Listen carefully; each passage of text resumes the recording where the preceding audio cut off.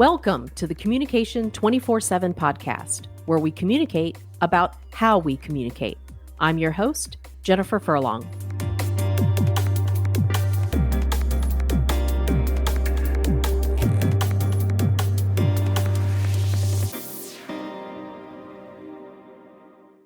So, what are we talking about today?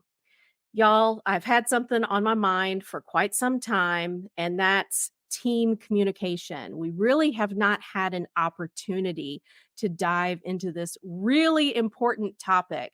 The great thing about working in an organization is I think we all can agree the people are the most important asset. But man, people are hard. People are difficult. And sometimes we don't always get along. So I brought in an expert to talk with us today about how to build teams. Take your work group from a group to a team, improve the performance. And we're going to talk about some of the leadership skills that might help improve the team communication along the way. Because as we all know, in this area, communication is critical if we're going to have a high performing team. So I would love to say thank you to Kevin here for being willing to be on the show and share his expertise with us. Kevin, thank you so much. How you doing? Doing great. Thanks for having me. Appreciate it. Awesome. So, why don't you tell our listeners a little bit about yourself? Like, what's your origin story? How did you come to be a consultant and working specifically with organizations to improve leadership and team? Well, it started early in my career. Even before I started college or just starting college, I had a summer job working on an assembly line making food dehydrators. And and the interesting thing about it is that it was a self-directed work team that was never set up to be that. It just evolved. It just happened somehow. And there were no formal leaders. In fact, I was there for weeks before I found out who the manager was. He was never on the floor, never anywhere to be seen. Yeah, and it's not like there were informal leaders springing up to fill the void. It didn't work that way. It was an entire team all working together, people setting their own goals or setting goals for the team, and setting production records week after week through the entire summer. So it was just an amazing experience. And that I already knew I was interested in business. I was interested in how organizations work, how people work together to make organizations successful. And that was just such an interesting experience that taught me so much about what it takes for a team to be successful, to work together as a team, and what does it not take. We have a lot of assumptions about leadership and what leaders have to do for a team to be successful and to be productive, and that kind of blew a lot of those theories out of the water. So for me, that became a kind of a quest, a real passion, and which is why when I went to college, I studied organization effectiveness, organizational behavior, and industrial organizational psychology. So had an opportunity to work at a company-wide, corporate-wide transformation. It was pretty phenomenal at Magma Copper Company early in my career. And it was kind of a showcase company written about in journal articles and books, and Harvard Business made a movie of some of the work that we were doing there. It was really a great experience. And again, I learned so much from that, understanding what is required for people to work independently, to have self-directed teams, for people to integrate as members of a team, creating a unified organization or a group of people working toward a common cause. And I saw the amazing productivity that came out of that. And so my goal after that was to discover what the key ingredients were. What did you have to have in place? And what can a leader do to put those things in place in their teams? And how can we do it faster? We used to say it takes 5 to 7 years to turn around a company, to transform the culture. Magma Copper did it in about half that time. And in time, I always believed that if we understood sort of the 80%, we could have it happen far faster than that. I was shooting for a year, found that we could really do a lot of that in 3 months. And so That's that's what, amazing. yeah, that's, if you have the key ingredients and you have the resources, you can make the key things happen in 3 months. That was really interesting, the very first example you gave with the self-running team, where you really didn't even know who the manager was for a while. There wasn't clear leadership coming, but it still worked. What made it work? Because it seems like that was kind of like lightning in a bottle, Yeah, you know? And so from your observations now, you have the advantage of looking back, sure. after all the experiences you've had. What were some of those key ingredients that allowed that team to function so effectively that really there wasn't even a necessity for a manager or leadership to step forward? Yeah. Let me first tell you what it wasn't. It wasn't a group of handpicked A team people to come in and you know, just do amazing things. It Mhm. wasn't a group of highly skilled people that were specifically chosen.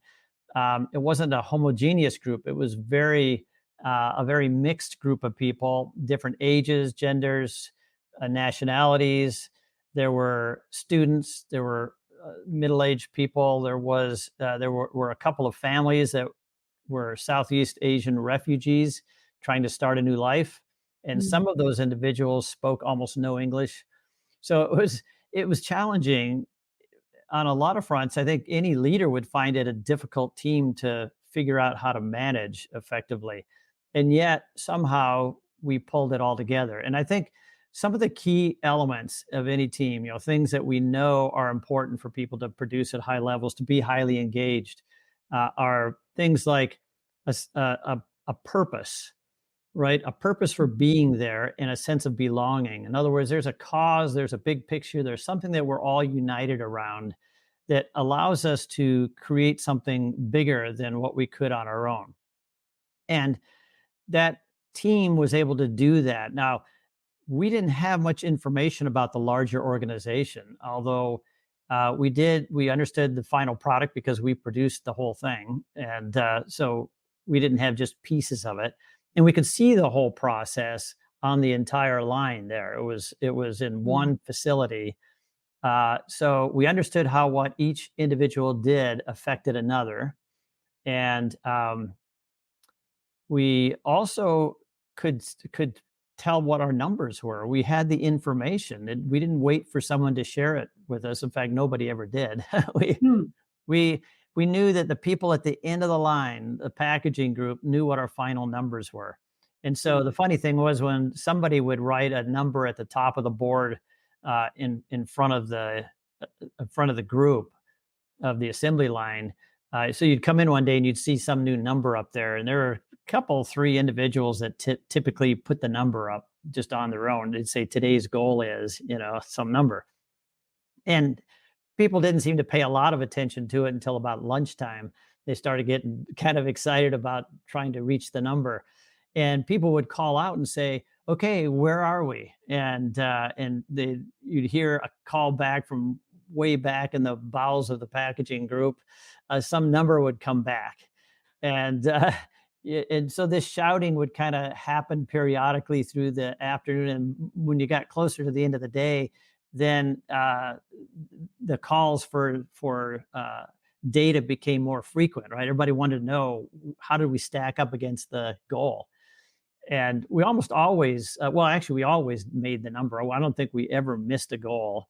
Um, in the ensuing days, we probably didn't make it every time, Mhm. but we stayed pretty close to that number until a new number was put up on the board and we went after another goal. So the communication, I think, was important because we knew what the score was. We knew how we were doing. We had challenging goals. We had a sense of belonging and purpose because we all kind of saw this as something that was, if nothing else, interesting to do in a boring job. and and people just want to leave at the end of the day feeling like there's some sense of satisfaction, some mastery, and that was our way of doing that. That is it sounds like y'all were able to, despite you describing it as a boring job, y'all were able to bring in some exciting elements, like maybe even a little bit of competition, here's our number, let's see if we can get this done, and then motivating one another to be able to at least get close to the number, if not reach the number or surpass that number. And it sounds like there was a lot of transparency as well, and that everybody was really clear on what the mission was and the why and how are we getting there. And there seemed to be Absolutely. buy-in from everyone. Yeah. Absolutely, and it was a good collegial group. People helped each other out when somebody was slowing down and falling behind, somebody else who was a little ahead would go over and help them catch up, and we would Mhm. rotate on our own just for interest. Say you got caught up, got a little ahead, you could move to another area and work on something else, and people just did things naturally to keep it interesting. And I think the point there is to recognize that most people go to work intrinsically motivated to do a good job. People Mhm. want to contribute something meaningful and leave at the end of the day with a sense of accomplishment, Yeah. Yeah. right? And um, I think that in most organizations, we have a leader who tries to do some of that.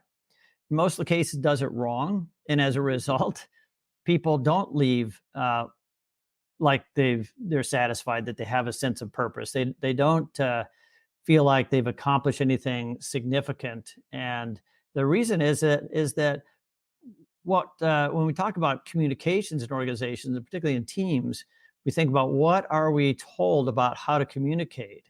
Mhm. And when we're trying to raise productivity or performance of a group, what does HR tell us that we're supposed to do? Almost always, we're supposed to clarify expectations and hold people more accountable. All Right. right. That's absolutely the worst advice anybody could give a team. It's absolutely the worst advice. If so, clarifying expectations is like a parent child kind of thing. Why don't we simply create the conditions that enable people to understand the big picture and what needs to be accomplished? And like we had in that food dehydrator assembly line, you Right. know, we were able to do it ourselves. We didn't have a manager to mess it up for us. Right. Right? We didn't have someone trying to clarify his or her expectations. We were able to understand what was needed. And so we just tapped our inherent desires to do a good job and built on that. Yeah. And that's what happens in an organization that has the right kind of information, the right kind of conditions to succeed. Holding people accountable is what? It's a compliance driving kind of activity. Right. You don't Yeah. get commitment, you don't get intrinsic motivation, you don't get high performance, you certainly don't get engagement. And Mhm. so holding people accountable is an activity that is manipulative in nature. It's where people micromanage, they pressure people. Um, they basically take on the responsibility for success instead of leaving it in the hands of the individual who otherwise could be accountable on their own. Mhm. So I think that's the type of communication that we do in teams in most organization causes us to have those extremely low engagement rates that we find when Gallup does their surveys and Mhm. finds that we've got less than a third of the workforce that's truly engaged at work. I've worked for different organizations and I've been a part of teams that just we were vibing, right? I mean, we had it just like Mhm. how you were describing. The communication was fantastic. We all understood what our mission was and we wanted to do a good job. We wanted Sure. to be able to, leave work feeling like, man, that was a really good day. Like we did a damn good job. And then I've also worked for other organizations where it was a little more challenging to Hmm. even just get motivated, to start the day. Because by the end of the day, you just feel completely beat up. Right. Sometimes you even feel demoralized because you're asking yourself, why? What's even the purpose of me doing this? Because it seems like in the grand scheme of things, it doesn't even matter. How can leadership recognize those cracks in the pavement, when you can tell that your employees are starting to feel demoralized. They're starting to question, the why. They're just not having a good time at work and they're not, buying into what's happening. Um, what does a leader do? I guess number one, how do they recognize the cracks in the pavement? And then number two, what's the first step? Because it can be an overwhelming task for some organizations. Sure. Yeah, I mean, the obvious thing to look for is people's engagement levels. Hmm. I mean, if people are uh, becoming not just emotionally exhausted, but physically exhausted as a result of the emotional effort that they're putting into things and the dissatisfaction they're experiencing, then you can usually kind of see that people don't have as much drive, as much enthusiasm, if they're not taking initiative, if they need to be told everything to do, if when there's a problem, they always bring it to you as the manager. I mean, that should be a sign that people are not taking accountability. They're not taking things seriously. They're really looking to somebody else to do things, and they're working in compliance mode. They're not really committed. They're not energized to be at work, and which is what you need. You want people to be enthusiastic about coming to work and doing the work and looking for better ways to do things and that sort of thing. So yeah, the common signs are that people often start to bicker. They find petty things to argue about, disagree with. They work in silos. They don't share. They don't cooperate. They don't collaborate. And handoffs get messed up. Communication. People will say things like, "Well, I didn't know that. Nobody told me that." When there Mm, was a problem, that's a big one. blaming, right? Blaming starts occurring. All those things are symptoms of the bigger problem. And so I think some of the things that are really important for a leader to do is create that sense of purpose, and you do that by helping people understand why it's important for them to come to work and do the work. What are Mhm, they there for in the first place? Make sure they understand what they're doing, what they're producing. If it's a product, what's the end product? If they're only doing a piece of it, let them find out what the final product is and to see it, if that's at all possible. mhm, Um, help them to understand what the customer needs and receives, and why the things that you do are important to make that happen the right way. Um, so the big picture, understanding the organization, understanding the product, understanding the market that the business is in is really important, so they can identify with the business as a whole. Understanding what other teams do or other individuals in the organization do at critical junctures of the process, so that you can see how you're all connected together to create what it is that you output to the customer. mhm. So that helps create that purpose, at least the beginning of that. And Yeah. so now people understand, okay, here's why I'm here. Here's why what I do is important. And then help them understand how they impact others' work, and learn how to connect better with each other, so that they see themselves as part of a whole system, Mhm, not just a bunch of isolated silos. They're they're a part of a whole system, and the leader needs to make sure that is emphasized. mhm, We're all part of this bigger thing, and if we work together well as individual team members, our team can accomplish more. And if we work as a team with other teams, the organization can accomplish more, can be more successful, more effective. And so those are some of the things that we need to do, is create that sense of purpose so people know why they're there, and also have the information to tell them how they're doing. How mhm. is our team doing at any given point in time? How do I know whether I or we are doing a good job or not, so we can make corrections? If you've read my book, Cracking the Rich Code, you know it is chock full of fantastic advice from top thought leaders and super successful entrepreneurs from around the world. How would you like to be a member of an exclusive community that provides that same how to content from those same leaders? What if you were able to attend member only live events and interact with them? I'd like to invite you to join the Rich Code Club. It will change the way you think about yourself, your money, and your life. It's the only social media platform purely focused on helping you grow. Join the Rich Code Club today for free by clicking on the link in the show notes.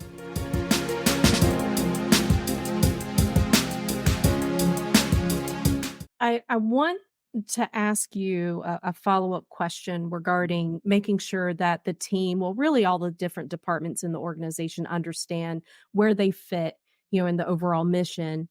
And my question is there a more effective way to communicate that to all of the departments and others? Because I know some leaders like to send out a weekly update through email. Some leaders like to have the town hall meeting, once a month. Some leaders like to have shadowing. You take Hmm. someone from one department and have them shadow somebody in another department so they can learn what Yeah. they do. Do you find that there are certain ways to accomplish that are more effective than others? Absolutely. I'm a big fan of frequent direct communication, face to face Mhm, communication, even if it has to be virtual for people who are working remotely. mhm, But as much as possible, getting people physically in the same space, I think, is important. But when that's not possible, to at least have some ability to do a face to face conversation and a direct one, not one that goes through three or four hands before it finally gets mhm, communicated to the people who need the information. So, yeah, I love town halls. I love large group events where senior leaders talk directly to the core workforce instead of passing it down through the line. mhm, Um, I think those are very powerful for helping people to really get and if there's transparency and there's good communication, that can be very powerful, helping people feel part of that bigger cause, that bigger purpose. Um, the other thing is, I think I love taking a tour of the site. Have the frontline leader or a manager take the team out, and if it's at all possible, like if there's a plant site, for instance, walk through the plant and see who mhm, does what. Get people connected to those other parts of the organization. Help them see how they all fit together and know who they're talking to when they have to get on the phone and talk to somebody about something to a problem to fix or something. Those are very important. And then I think the studies show that people trust their frontline leader, whoever they report to, more than anyone else. That's where the highest mhm, trust level is. And so if your manager um, gives you information on a need to know basis, uh, you're not going to have that big picture perspective because everything's withheld from you or so many important pieces. We need to err on the side of too much information. mhm, The more transparent things are, the more trust then can be built, more credibility leaders have. And the more people have the same kinds of understanding that those at the higher echelons in the organization have. So we look at most organizations still operate pretty much in a hierarchy and kind of a pyramid fashion hierarchy. It may be a little flatter in some cases than it's been in the past, but it's still people at the top have the most information, the most control over things, the most decision latitude, and so on, and they delegate that down to lesser and lesser degrees as it moves down to toward the people in the front lines doing the work. And so what happens is by the time those people, the core workforce gets the information, uh, they've got a very select amount of information that's been screened and filtered. They've got the least amount of information, yet they've got the most critical role of producing the product or servicing the right, customer, right? yeah, It's a terrible situation. And so I always tell people, be transparent. Give your employees, give your teams everything you get. Share mhm, too much information. Give them everything give them so much they don't want it. but yeah, but I think that's the key is what you're trying to do is build their capacity to contribute at a higher level, to know what mhm, you know so they can make the decisions they need to make instead of relying on you as a leader to make them for them. mhm, And so to do that, you've got to be transparent. There's very little that is confidential that can't be shared, and obviously those that has to be respected. But the vast majority of information that gets withheld can easily and should be shared. What are some of the reasons you've learned, by working with these managers? What are some of the reasons they withhold information? Because it does seem when you see an organization that's having some of those difficulties, Hmm. and if you have employees who are just they are uninformed or they're misinformed or they just they have no idea what's going on, and it seems like there's this stoppage somewhere, and usually it's kind of like that mid-level manager who's making that decision. Oh, they don't need to know that. um, in your conversations that you've had with all these different organizations, why is that? What are some of the reasons you have found that these managers do that so that, we can, I guess, maybe pinpoint and work on those skills with those managers so they can avoid doing that to their employees? That's a great question. Comes brings to mind a group that we worked with, a plant that was really struggling, and we ended up working with them for about 5 or 6 months, and they increased productivity over 50% during that time. And one of the things that held them back was that people just didn't have information, Mhm. and they didn't know the status of things. They didn't know that they were in trouble, that they were not producing at a high enough level, that they were going to lose a contract, an important contract, and a lot of those kinds of things. Um, and the reason is the leader just didn't want to share information because the leader was worried that he was responsible for employee morale, which was his first mistake, is thinking that morale was in his hands, that individuals can't manage their own morale. And so Mm, he kind of had this parent child relationship going on where he was protecting everybody from anything that would be hard for them to handle, as he put mhm, it. And so he didn't share with information. He would when budgets were going to be cut 25%, he didn't tell anybody. mm. And uh, and Wow, and they're gonna find that out somehow, right? right, exactly. And so I'm in this big meeting, and so we talked about it, and people were shocked, and it's funny because I raised the issue because I thought everybody knew, but apparently that wasn't the case. Oh, So no. so the leader said, I said, why is it that people don't know this? And he said, well, I didn't think they needed to know. And I said, so what could have happened if people, in terms of the choices people made, if they had that information? And some people said, yeah, I would not have, when I ordered supplies, I wouldn't have stocked up. I would have just gotten what we need for the term and just continued to do that until things got better. We wouldn't be buying in as large quantities. We would operate differently.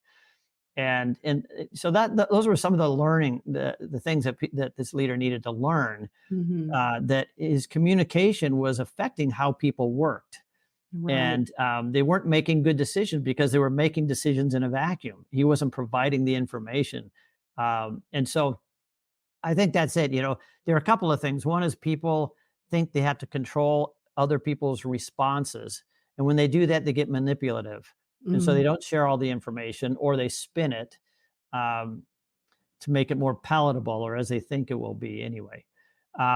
But the other thing is when when they when they withhold information, they're really trying to get people to uh, uh, be objects.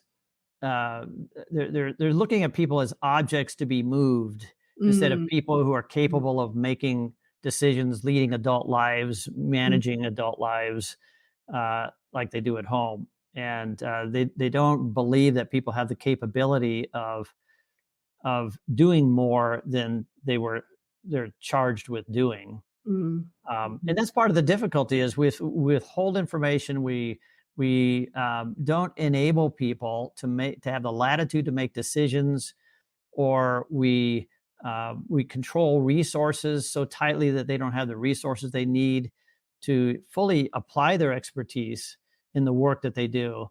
Then pretty soon they get demotivated. Mhm. and they really don't want to come to work. They really get frustrated, and that's when we see people start to shut down emotionally and become less engaged.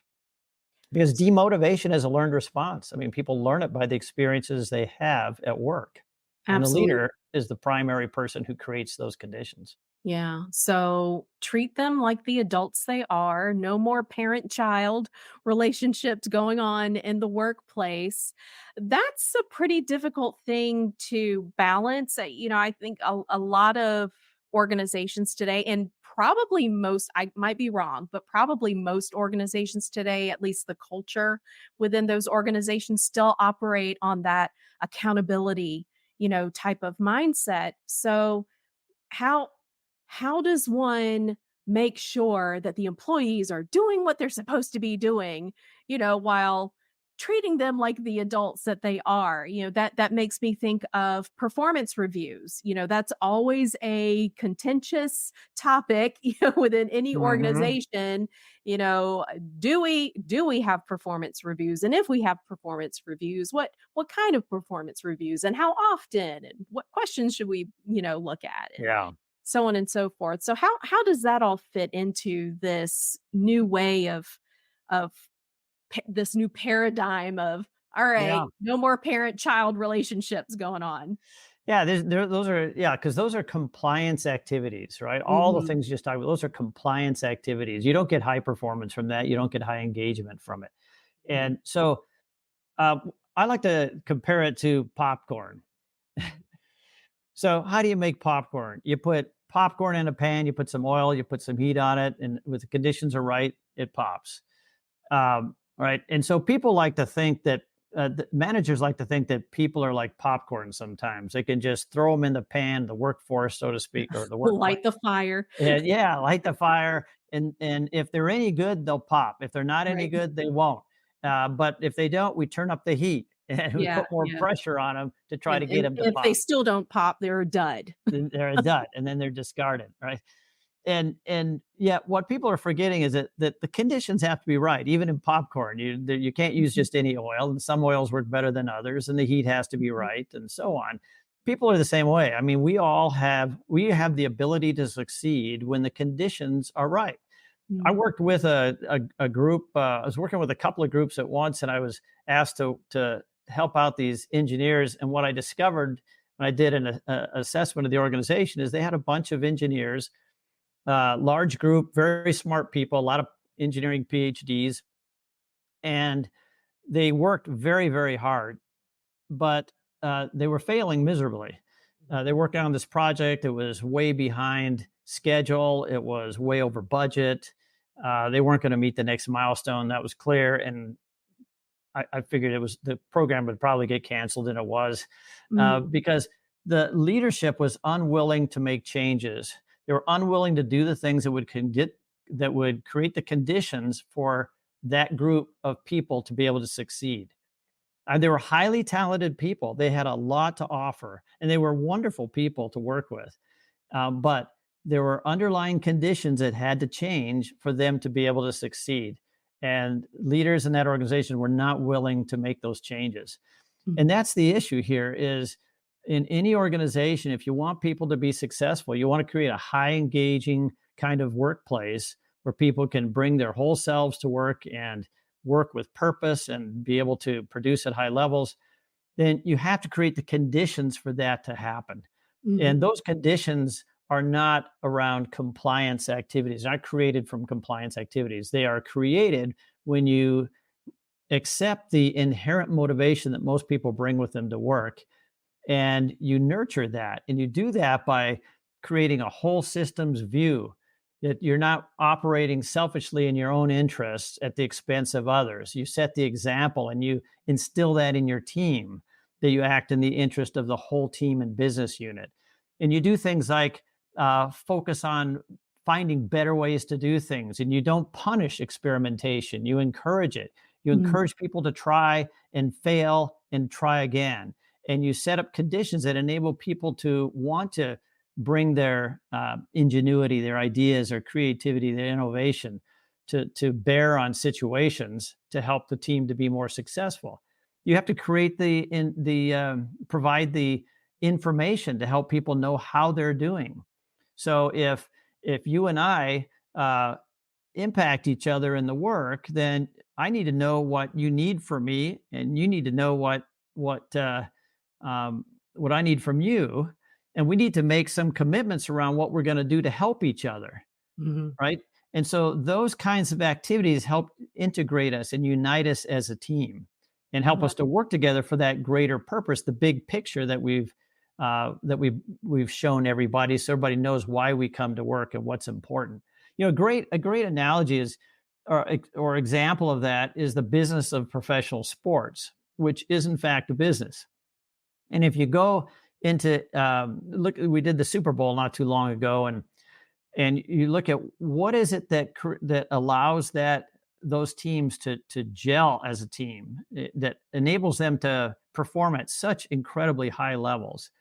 Well, all these things are in place. Everything we're talking about at a major level, far better than any other type of business that we get involved in typically.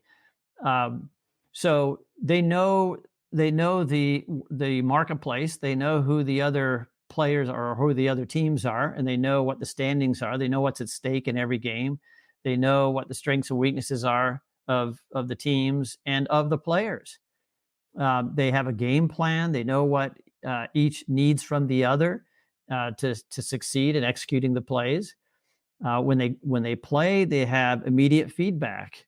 You have a scoreboard. They've got all kinds of data that is being tracked, that they get, in many cases, instant access to, so they know how they're doing. Like they're if it's football, there's goal line, there are lines on the field, there are first down lines, there are goal lines, there are all kinds of indicators of progress and success, Mhm. and so they can make adjustments. And because they have this sense of belonging, they're part of a team. They're not in there just working independently of everybody else, but it's an integrated, interdependent group of people trying to accomplish a goal together. If something goes wrong, everybody's accountable. Nobody can say, well, it's not my problem, Mhm. right? Or I did what I was supposed to do. It's now in their hands. That doesn't happen, right? When there's a loose ball, everybody is responsible for making the right decision to get that ball under control and do whatever needs to be done with it. Which is why people don't stand around waiting for the ball carrier to pick it up, right? That's right. I love the sports analogy. When you think about it working in teams, we all do have different strengths. And if we can learn how to play to those strengths, we don't have to be the best at everything all the time. When we're Exactly. working together, so there is a certain amount of ego that we have to be willing to let go of. Absolutely. Yeah. Do you have those types of conversations as well? Do you ever go in and you can tell immediately there are some big egos in this room? How do you have those conversations? Because you're right, in a team, you might have a certain strength in one area, I might have a certain strength in another area, and it's okay to say, "Hey, you handle this part because I know for a fact that I'm probably not gonna do as good of a job as you would, in that area." How do you call people out on Yeah, their ego trips? humility is an incredibly important attribute, Mhm. and for leaders. And knowing that the leader doesn't have all the answers, doesn't need to have all the answers. That's In right. some cases, that doesn't even need to have very many of the answers. If they are doing their job as a leader and they're building a team's capacity by teaching them, by sharing information, and giving them opportunities to operate more independently from them and become more self reliant as a team, then they're going to get far more out of that team. People are going to be more highly engaged and they're going to produce at a higher level. But uh, what happens is often is that because egos are involved, managers don't want to share information, as like we discussed earlier. And they're often afraid that people are going to make the wrong decision and they're not going to look good to the right Mhm. people. And I was asking one of the questions I asked, so if you are afraid to delegate or to let go of this particular activity or responsibility, then let's talk about what's holding you back. What is preventing you from doing that? What are you concerned about? What would happen if you did that? And he said, well, what I'm afraid of is what would happen is they'd make the wrong decision. Okay, great. Let's explore that. Why would they make the wrong decision? And we go down that path and we find out that, well, because they don't know what I know, they wouldn't make the decision I would make. And maybe it would be a good decision, but it's not the one I would make, or maybe they don't have enough information. They don't have the skills or whatever. They don't have the context. Okay, what's the solution to all those things? If they don't have the information, what's the solution? Well, give them the information, right? If they don't have the skills, what's the solution? Build their skills. If they don't have context, what's the solution? Share the context, build their understanding. That's the leader's role. And I think at some point a leader has to decide what they want to do. Do they want to build a high performing team, or do they want to keep things status quo? Because they already know how to keep things status quo. That's Mhm. easy. Just keep doing what you're doing. Yeah. I say if you want a high performing team, if you want people to be highly engaged, which they're going to have to be if you're going to have a high performing team, then you're going to have to do something different. Mhm. And so here's the question. If you are uncomfortable with that, then are there pieces of what I'm teaching you or telling you that you can grab a hold of and you can act on it? And if the answer is yes, then we have a start. Okay, let's start making some of those changes and move forward and see what happens. If the answer is no, I absolutely can't buy into this, then are you willing to take a leap of faith and let go of the past, let go of your fears, and give it a chance to work? Because if you are, we can make the changes and you can see the results, and then you'll be on board. But if you're not willing to at least take a leap of faith, then we're never going to get there. And I can Mhm. tell you, there was a guy in a we worked with in a company. Um, it's a large natural resources company, Mhm. and his division had always been the highest producing division in the company for years. And he was a tough guy to work for, and people really struggled working for him. But he did produce results. Mhm. And at some point, the CEO sat down with them and said, Mike, I got to tell you, our company is not succeeding. We've got to do some things differently. And we know that we're not managing correctly. So we're going to do things that will help engage employees to be able to bring their more of themselves to work, produce more, get more engaged, and participate more in deciding how the work gets done. Because we're missing all that great information that people have, all that institutional knowledge, because we're not tapping it right now. We're just dictating to people what to do and how to do it. Mhm. And so, Mike, that means you're going to have to change. And he said, but I'm the highest producing, manager in the company. I mean, why should I have to change? And he said, because what you're doing is not enough. What everybody else is doing is not enough. Everyone is going to have to change, including you, Mike. You have to produce at a higher level. We all do. And and he said, well, what do you want me to do? And he said, and the CEO said, well, look, people hate you. They hate working for you. Oh, I mean, no. that's the reality. And Mike said, yeah, This will but they be do, hard to hear. right? But they do what I say. And he said, but Mike, that's not good enough.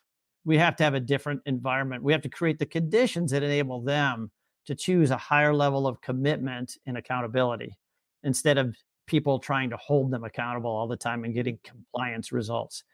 And so we want you to change. We're going to teach you how to change, and we want to help you any way we can, but you have to make the change. If you're not comfortable doing it, if you're not willing to do that, then let's have that conversation, and we will help you with whatever we can do. We'll help you to transition to some other organization where you can continue to be successful. But to be here, you're going to have to make the change. But it's your decision. We're not going to pressure you. You need to decide. But we hope you'll decide to stay and make the changes because we think you can do it, and we think you'll be a great asset. Mhm. So Mike did. It gave him a couple of weeks to think about it. He wrestled with it because he didn't think he could make those changes. But eventually he came back and he said, I'm scared to death. This is not the way I've been operating for 25 years. And you're telling me to change my personality in a sense. But I'm willing to give it a try. I'm going to need your help. I'm going to need a lot of patience. And the CEO says, Mike, you've got it. We're backing you. We want you to succeed. We're gonna help you succeed. And I know you can do it. Well, Mike did work at it. He worked really, really hard, and he did turn around. He did become a different manager completely. And the whole organization did so much better after that. It was just remarkable the results that they were able to achieve by creating the conditions that that brought more people's engagement and therefore more productivity from them. Inadequate communication skills can be costly in terms of relationships, reputation, and revenue.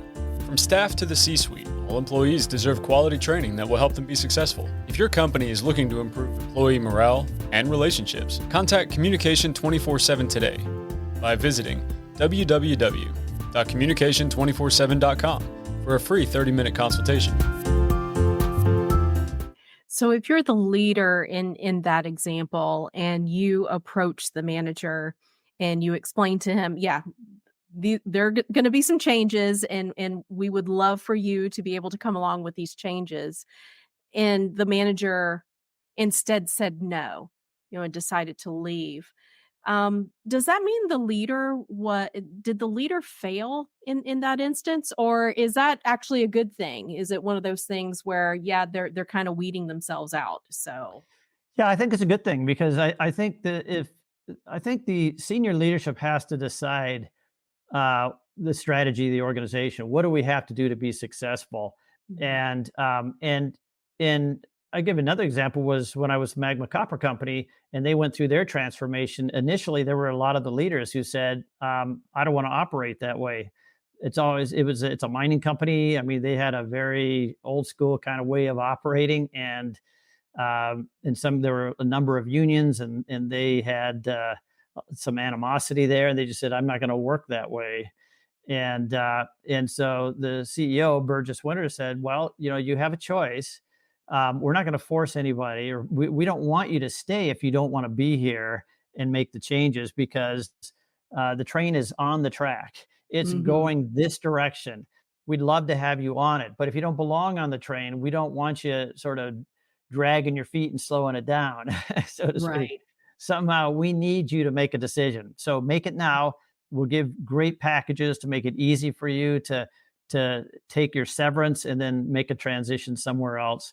But you have to make a choice. Mhm, And when I work with senior leaders, quite often I'll have people who are uncomfortable expressing their own vulnerabilities to me because I'm an outsider, mhm, and or they truly are insecure and they don't they aren't willing to even say that they have a need that they need to change anything. And sometimes that's exacerbated by HR leaders who don't have the managerial courage to tell them what the problem is, mhm, or that they even have a problem. And so I get people sometimes I say, "Why are we having this conversation? Why am I here meeting with you?" And they'll say, "Oh, I don't know. The HR person said it'd be good for me in my development." I said, "Well, what is it that HR person wanted to see you do? Because, what are some of the things that you struggle with the most?" "Well, I don't struggle with anything. I don't have any needs." And so, so I always go to the leadership first, and I say, I want you to spell out exactly what you want to accomplish here from my coaching this individual. And then we're going to have a three-way meeting. The three of us are going to sit down and you're going to tell that person what it is and how important that is. In other words, if that's a line in the sand kind of thing that they have to change, then you need to say that. And I'm going to be there to coach you if you struggle with it. mhm, And we have that upfront conversation, so it's really clear that something needs to change or something they need some help with something, and how important it is that they make the shift. so Right. that when I'm working with them, they understand that I'm there to help them do that, and or help them choose to do something else if they decide that's just not a change they're willing to make. When you go into these organizations, does compensation ever come up? Because I know there are a lot of employees, when you ask them, well, do you like your job? Yeah, it's okay, but I should get paid more for what I do. I mean, that's something that you hear all the time, Mhm, across the board. There are some industries that are notorious for not paying their employees well. What kind of how do those conversations go? And I don't know, I might be a little jaded, just a little bit, having worked in the academic field for so long and, being an adjunct in the academic world, I can tell you adjuncts don't get paid near enough of what they're having to deal with, as far as the workload and how many students they have and mhm, class load and this, that, and the other, and make sure you have a master's degree, and they what all of these qualifications for this teeny tiny little paycheck.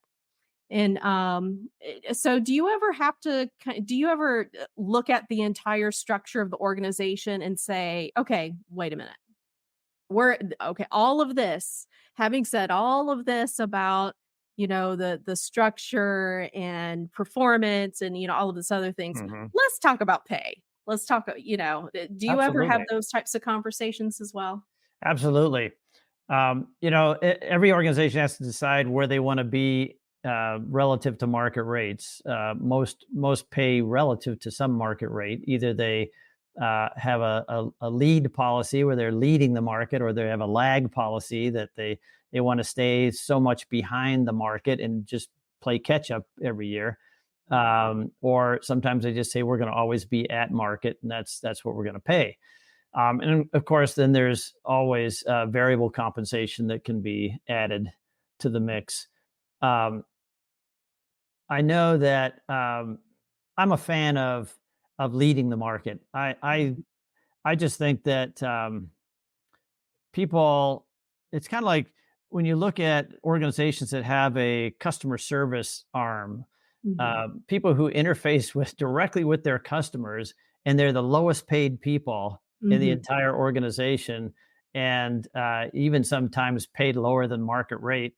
And you think, well, is that really what I want? Do I want my uh, customers talking to underpaid, overworked, frustrated people? That Yeah. just doesn't seem like a good idea to me, Yeah, right? customer service is not easy by It any isn't. stretch of It the isn't. imagination. But we do that all the time. It's just amazed at how much we do that. The people who are producing the doing the core work, producing the products, interfacing with the customers, we got to be smart about how we pay them. And I'm a big fan of paying above market. It's an investment that's well worth it to help us attract people into the organization and to retain them. Money isn't going to retain them if the conditions are horrible.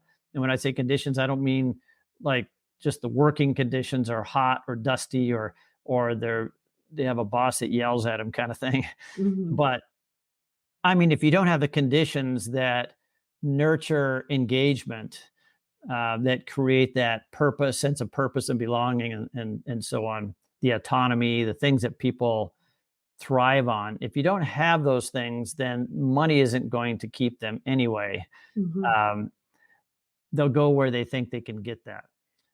But if we pay people well, we use I like variable compensation. I don't like most incentive plans because they're poorly done. They really don't accomplish anything. I like programs like gain sharing programs, or things that share in the gains. If we work together, we work hard and do well, that there's some sharing involved that everybody gets to participate in. And it's tied directly to specific things that are accomplished in the revenue or the profits that show up for the business. Um, and people can see their impact on those things. If they can't see their impact, it's kind of meaningless anyway. Or Yeah, if you have I yeah, I go ahead. know of some organizations that do have that kind of like a profit sharing type Hmm. of plan, but it's only for, certain level managers. And Right. that seems like a that's a pretty good way to invite um I don't know, just unhappiness and dissatisfaction, Yeah. with the employees across the board. It just doesn't seem like that's a good idea to me. Yeah, I've known managers, in fact, who have received bonuses that they share with their teams because their teams Yeah. don't get bonuses. Their team Yeah. members don't get bonuses, and they know that it's the team that enabled them to be able to receive a bonus. Yeah. Um, we've set things up in some places where we've encouraged the teams to have a pool of money that every month or every quarter or something that they could vote as a team to reward somebody who has done something above and beyond or accomplished something Mm, really special. They don't have to, but they can if they would like to. And there's some rules around that, so they can't just sort of pass the pot around, yeah. and rotate who gets it or things like that. And but if they truly believe as a group that there is someone who's deserving, then they can vote them a bonus, and that's pretty powerful. I think the recognition from the team is pretty Mm. meaningful, and then the financial bit sort of sweetens it for them. Yeah, yeah, what a fantastic way to show that you appreciate, a lot of the service, that someone, provides for an organization to Hmm. be able to do something like that, have a vote. I'm sure that would be pretty popular, in some organizations. That's a great Absolutely. idea. Yeah, yeah. Um, Kevin, I cannot believe it. Look, we've been talking for 56 minutes now. Wow.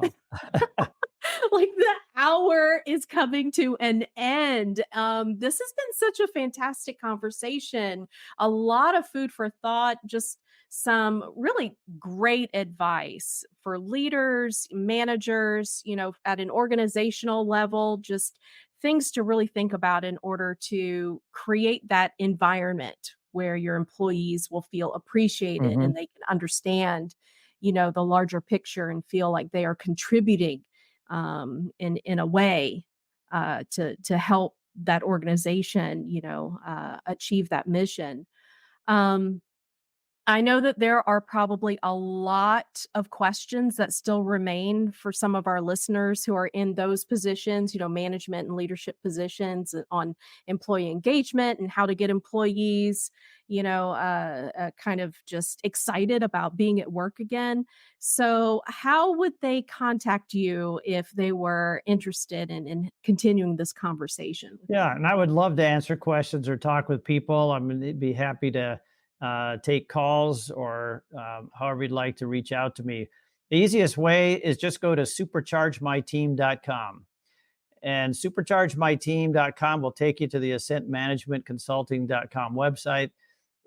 It'll take you to there are tools there. There's information there. There's an articles section, learning center, but you can also fill out a form. You can call. You can email. There are ways that you can reach me and reach our organization if you have questions. You'd like to just talk a little bit about what you're dealing with and get a little bit of advice on how to proceed. We'd be happy to help.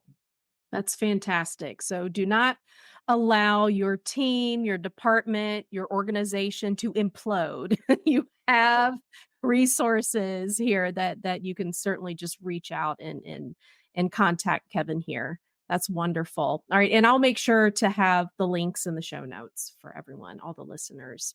Great. So Thank you. any parting words of wisdom as we wrap things up? I think it's important for people to challenge some of the conventional advice that they've received. The idea that they need to be responsible for motivating people. Stop trying to motivate people. Stop trying to hold them accountable, and do the things that create more compliance and less drive out the commitment.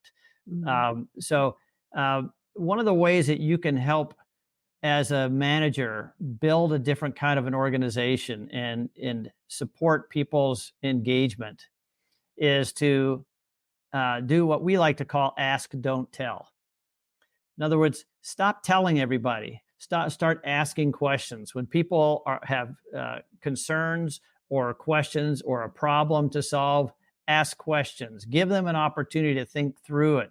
Give them an opportunity to make the decisions as to how to proceed, and begin sharing responsibility with them so that they can grow from the experience. They can learn more about the business and learn to operate more as a team, dealing with the day-to-day kinds of things that come up instead of having to come to you as a manager. Fantastic advice. Here, as the communication nerd.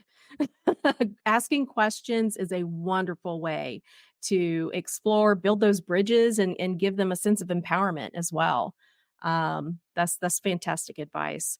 All right, Kevin, thanks again for being a guest on the show and sharing your wisdom with us.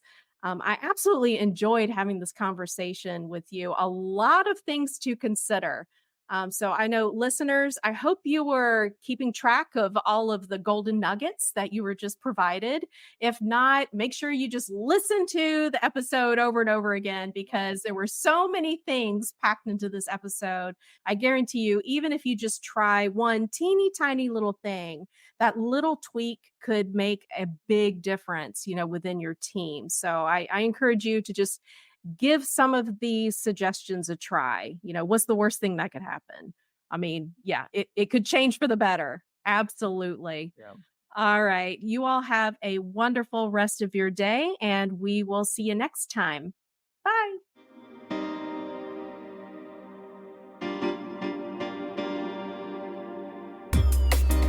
Thanks for listening. If you enjoyed this episode and you'd like to help support the podcast, please share it with others, post about it on social media, or leave a rating and a review.